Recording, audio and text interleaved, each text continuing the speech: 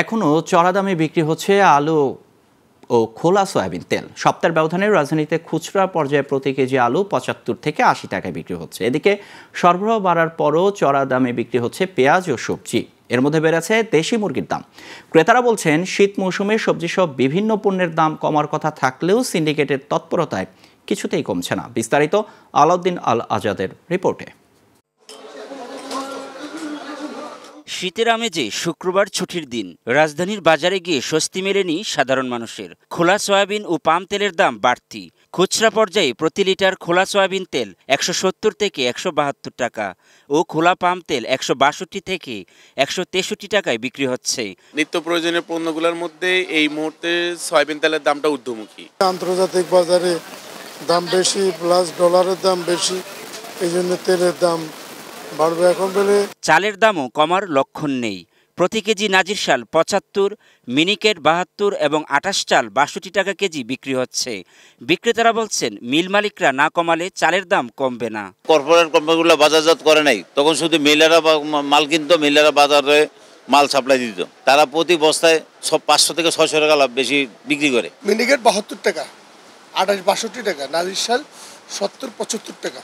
ডিমের ডজন ১৫০ টাকায় স্থির রয়েছে। ব্রয়লার মুরগির দাম কিছুটা কমেছে, তবে গত সপ্তাহের তুলনায় কেজিতে ১০ টাকা বেড়েছে দেশি ও সোনালী মুরগির দাম। দেশি মুরগি কিনতে বলে আপনার ৪০০ ৪৫০ করে, এখন তো নিলাম ৫২০ টাকা। এদিকে মাছের বাজারেও ক্রেতাদের স্বস্তি নেই। অনেকেই দাম বেশি বলে ক্ষোভ প্রকাশ করেছেন। তুলনামূলক সময় থেকে বেশি যাচ্ছে, শুক্রবার যেহেতু বন্ধের দিনে বেশি চায়। বাজারে শীতকালীন সবজির সরবরাহ বেড়েছে, সে অনুযায়ী কমেনি দাম। সবজির দাম নিয়েও ক্রেতাদের রয়েছে অভিযোগ। ভেন্ডি ৬০ টাকা কেজি আর টমেটো ১৬০ টাকা। শীতকাল হিসেবে আমরা আশা করতেছিলাম যে দাম কমবে, কিন্তু সবজির দাম এখনো সিজনেও যা, অফ সিজনেও যা, সিজনেও তার রয়ে গেছে। ইন্ডিয়ার ইনপুটে এটা তো দাম খরচা বেশি হয়ে যায়, কারণ খরচা বেশি, এই জন্য আলুটা তোমার দাম বেশি। ব্যবসায়ীরা বলছেন, ৩ সপ্তাহ ধরে বাজারে আলুর দাম বাড়তি। চলতি মাসের শুরুতে খুচরা প্রতি কেজি আলুর দাম ছিল ৬০ থেকে ৬৫ টাকা, যা এখন বিক্রি হচ্ছে ৭৫ থেকে ৮০ টাকায়। আর ক্রেতারা বলছেন, এর পেছনে নিশ্চয়ই সিন্ডিকেট রয়েছে।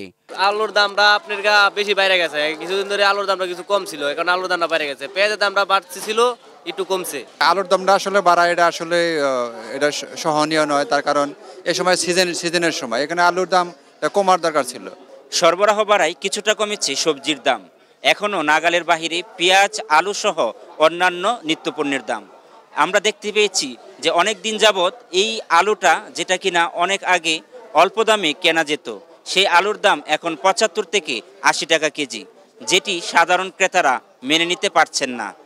কারণ বাজার থেকে আলাউদ্দিন আল আজাদ, গ্লোবাল টেলিভিশন, ঢাকা।